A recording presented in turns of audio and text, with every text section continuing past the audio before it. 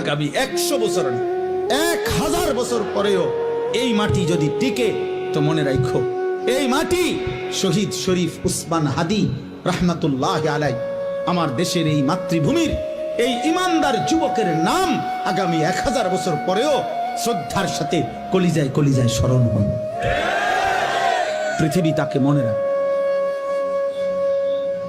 হ্যাঁ হ্যাঁ, মনে রাখো এই যুবক ইমানদার ছিল।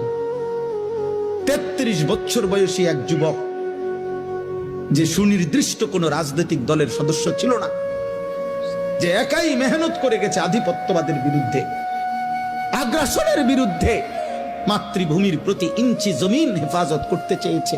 তার সামর্থ্যের সবটুকু দিয়ে সে বলেছে, সে পাক্কা নামাজি ছিল, 5 ওয়াক্ত নামাজ পড়ত, ফজরের নামাজ প্রতিদিন জামাতে পড়ত, ফজরের নামাজ